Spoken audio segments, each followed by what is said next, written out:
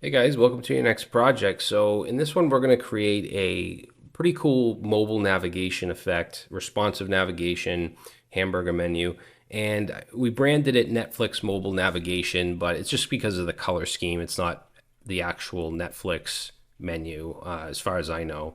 But we basically just have a little hamburger menu up here, a little hamburger icon, I should say. And if we click it, we get this cool effect where there's three separate parts that come out in a transition, and some of them have delays. So we have the black, red, white, and they come out, and then when it goes in, white, red, black. So it's just a nice little effect. It's a clean looking menu. Obviously, you could put whatever you want in the page. We're just going to put the logo and some text, but this would be whatever you would want to put in the page. And of course, if we make this really small, still works the same way, looks good. I think there's a minimum width of 320 or so it should look good on smartphones and so on. So that's what we'll be building. Let's go ahead and jump into it. All right, so we're going to get started on our Netflix branded navigation here. So I have my project starter. I do have a link to the Font Awesome CDN because we will be using two icons from Font Awesome. So down in the body, well, actually, let's do the title first. So in the title here, I'm going to change this to Netflix mobile navigation, just because that's the name of the project. And then down here, we're going to first have our open button. So let's add a button here. And this is going to have two classes, nav-btn, which is going to be on both the open and close, and then open-btn. And we're going to use an icon with the class of FAS and then FA-bars, which will give us a hamburger menu icon. So under that, we're going to have the image, the logo, the Netflix logo is going to go in the middle of the page. It's also going to go in the nav itself, so we'll have two of them. But let's say image with the class of logo, and the alt, we'll just say logo, and then the source is going to come from a remote link. You can, of course, download any logo or any image and put it in here, but I'm just going to link to this Netflix logo. And then let's do a paragraph with the class of text, and I just want that to say mobile navigation. So this is just the content that's going to go in the middle. And right now the logo is huge. In fact, I'm just going to add in the style sheet real quick, logo, and let's say width 150 pixels. All right, just so we can actually see stuff. Now, underneath that, under the paragraph, is where we're going to have our navigation. There's going to be three separate parts that slide out. We're going to have the red, white, and black. So what we're going to do is have three nav classes. This first one is also going to have nav-black. And then inside that, we'll have another nav class with a class of nav-red. And then another one with nav. And let's do nav-black. Not black, we already did black, white. So the white is where the actual content is going to go, the links and stuff. First thing I'm going to put in here is the close button, so that'll have a class of nav-btn, just like the open. And then let's do close-btn as well. And we'll use FAS FA-times. Okay, so there's our close button. And underneath the button is going to be another image for our logo. So I'm just going to grab this here and put that here. Okay, and then we want our links or our menu items. So we're going to have a UL, an unordered list with a class of list. And let's do an LI here with a link inside of it. Link doesn't have to go anywhere. And this will say teams. We're going to have three here to begin with. So teams, locations, and let's say life at Netflix. Now within this, we're going to have a nested UL. So let's put another list item here, but inside that, we'll have a UL and a list item with a link. And this is going to say Netflix culture memo. We're going to make all these uppercase using CSS, so it doesn't matter if you make these lowercase or uppercase. So let's see, we have that, and then we have work, life, balance. Then we're going to do,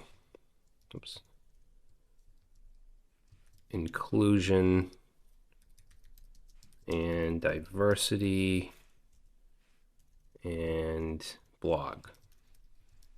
All right, so there's our links. So it doesn't look very good, but we're going to go ahead and style it now. So let's jump in here. And I'm not sure if we'll get to all the CSS in this video. We might have to do the rest in the next one, but let's start here with the font. I'm going to use the Muli font. So let's say question mark family and set that to MULI. And then we'll add that down here. MULI, good. Display flex column, that's good. Height, 100 viewport heights. We don't really need an overflow, and then we don't really need margin 0 because we want it to be, right at the edge here. So that should be good for the body. This text that's in the main part of the page, I want that to be uppercase. So we're going to say text transform, set that to uppercase. And then that's pretty much it for the inner page. Of course, you could put whatever you want here. So we just have, where is it? Up here, the image and the text, but you would have your page content here and then have the menu down here. So next thing I want to do is the nav button, which is this one here. I want to position it up here, make it look a little better. So let's add nav-btn,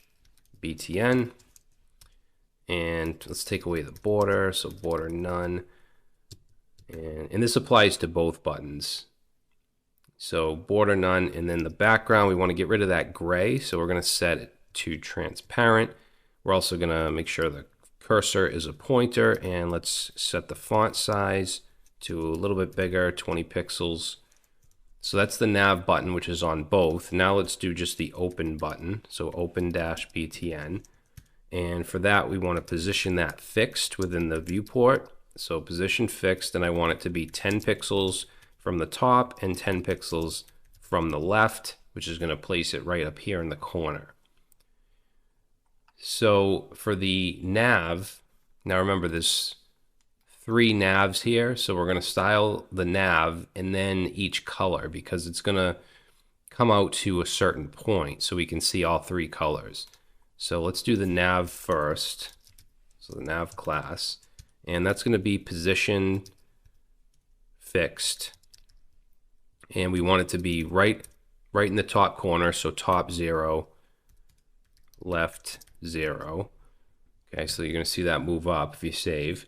And then the height of this is going to be the entire viewport, so 100 viewport heights. All right, and then as far as the sliding effect here, the way we do that is with a transition on the transform property using translate X, because translate X affects moving along the x-axis, which is the horizontal axis. So let's add a transform here, and let's say we want to translate on the x-axis. And to start off, we want it to be way over to the left off the screen, which will do negative 100%, which brings it off the screen. Now, to have it come in, what's going to happen is we're going to add the class of visible to each of these. I'm just going to add it manually now, but later on, we'll remove this and we'll just have it done with JavaScript. But just so we can see it, we're going to set visible on all 3 of those, make sure it's on all 3. And then what we'll do is take nav, and if it has a class of visible, then I'm going to copy this transform here and set it back to its normal position, which is 0. So now we can see it because visible is on all 3 of those. Now we want it to have a smooth transition when it switches from this to this and back, so we'll set a transition on the transform property, and let's do 0.3 seconds for the duration, so how long it takes, and then ease in out. All right, so I think that's all we're going to do in this video. In the next one, we'll continue with the styling, and then we'll add the JavaScript so we can make the open and close buttons function. All right, so now we're going to finish most of the CSS and then add the JavaScript for the button functionality. And then I want to add some other effects later so we can delay, because we have 3 boxes, the red, white, and black, and I want them to come out like one after another. So we will add some transition delays. But for now, let's finish the basic styling. So we're going to add nav black. Remember, there's black, red, and white. So for black, let's set the background color to RGB. And let's do 3.4 for black. I'm sorry, for red. 3.1. So just really low numbers. It's not quite black, but it's dark. We can't see it yet because we want to add a width. Let's do 60%. And then I want to add a max width of 480. So it shouldn't come out past 480 no matter what. And then a min width. So the min width will do 320. All right. And then, yeah, that should do it for now. So then the red, let's do nav dash red. And we're going to set our background color for that to RGB, and then pass in for red 229, so a really high number, and then 9 and 20. Okay, now we can't see that just yet, so let's add a width of 95%. Okay, so now you can see the red comes out, but you can still see the black behind it on the side here, which is what we want. And then for the white part, so let's say nav dash white. For that, the background color is going to be pure white, so I'll just use hexadecimal. And we want it to come out, so let's say width 95%. And now we have what looks like a black and red stripe here. So when it comes out and goes in, it's going to do it at different rates. We're going to add a delay, but like I said, I just want to get the basic styling down first. So I'm also going to add padding here since this is wrapping the content. We'll do 40 pixels padding, move everything in. Let's position this relative because we are going to want to position the close button absolute within it. And yeah, that's it for now. And then for the close button, let's say close dash BTN. We're going to position that absolute, and where I want to put this within the nav white container is 40 pixels from the top and 30 pixels from the right. So now you can see that. We're also going to make it a little lighter by adding an opacity value of 0.3, which will fade it out a bit. Now, let's see, this is what we have left is the list. So let's say for the class of list, which is the initial UL, and I want to get rid of any bullet points. So list style type, we're going to set that to none. And the padding, I'm going to get rid of the default padding, so padding 0. And then the list items, so list LI, I want to spread them out, so margin 20 pixels on the top and bottom. That'll spread them out. Then we're going to do the links, so the LI, A tags, and let's set the color of that. The color I'm going to set to RGB, the same black that we have for the background of one of the navs. And then let's make the font size. Font size is going to be 14 pixels. I forgot my semicolon here. Okay, and then we want to get rid of the text underline. So text decoration is going to be none. And let's also make it uppercase. So text transform, I'm going to set that to uppercase. All right, so that looks pretty good. Now we do have a UL nested within the list, and you can see it has the bullet points here. So let's say list, and then a UL within the list. We'll set the list style type to none, and for our padding left, let's say padding left, we're going to set that to 20 pixels because we do want it to stick out a bit. All right, so I think that looks pretty good, and that's most of the CSS. Now I want to jump into the JavaScript here. And there's basically three things we want to grab: the open button, the close button, and the nav, although we have multiple classes of nav, one on each of these colors.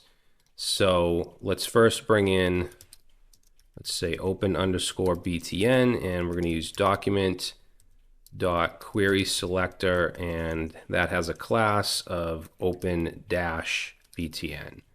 So it's just a convention that Florin and I like to use, is dashes or hyphens in CSS. And then if you're going to create a variable here, you can't use a hyphen, so you'd use an underscore, or sometimes you'll see, the camel case. But in this case, we're just going to do underscore. And then we're going to get the close button as well. And you could use an underscore in your classes. I just don't like doing that. So close button. Now for the nav, we have multiple of those. So what that means is we have to use query selector all, and we want to grab the class of nav, and that will give us a node list that we can basically loop through. So let's take the open button and let's add an event listener, right? So add event listener, we want to listen for a click event. When that happens, we'll fire off a function, and we don't have to use curly braces here, but I'm going to just to make it neater. So we'll take our navs and we're going to loop through, so for each, because there's multiple navs, and we'll say for each nav element, we want to take that nav element and we want to add the visible class. So nav-l dot class list dot add, and we want to add the class of visible. All right, because we're adding it on multiple navs, that's why we have to loop through the node list here. Now, close button is going to be pretty much the same thing, except we're removing the class. So I'm going to put that in here and grab the close button, add a click event, and then for each nav, we want to then remove the class of visible. All right, so I'll save that, and I'm going to go ahead and delete these visible classes that I just, hard-coded in here.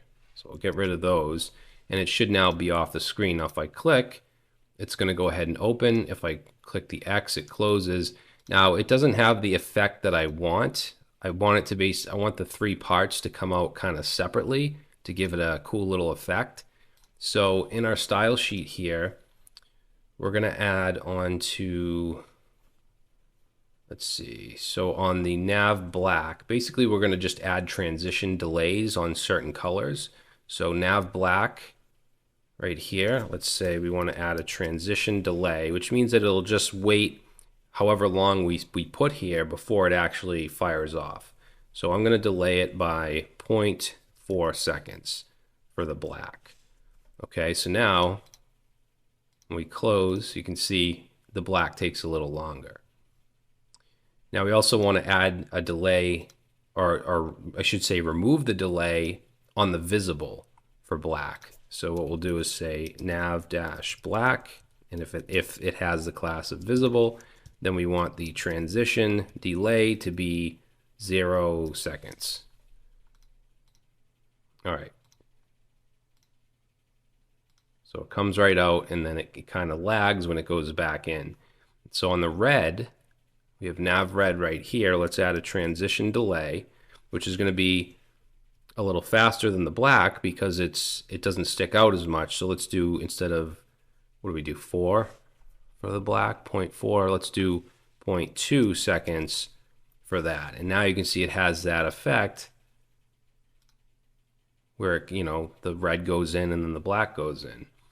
Now, when it's visible on nav red, so nav red visible, basically when we open it, we want to add a transition delay of 0.2 seconds. So now when I open, you can see that the red has a little delay. Now we want to do the same for the white, because you can see when it opens, the red and the white come in at the same exact time. I don't want that. I want the white to fan in as well. So let's go to nav white, and when it's not visible, we're going to set the transition delay to 0 seconds, but on the visible, so nav-white, and when I say visible, that is basically when it opens. So in the visible, let's do a transition delay of 0.4 seconds. Okay, so now you can see black, red, white. When it goes in, white, red, black. So it's just the timing of the transition delay. All right, and that's pretty much it. So it's just a cool little effect. It's of course it's responsive. You know, for small screens, this will work fine. But yeah, so that's going to be it for this project, guys. Hopefully you liked it, and obviously you can brand it as something else. Just Netflix seemed to go with the colors. So that's it. Thanks for watching, and I'll see you in the next project.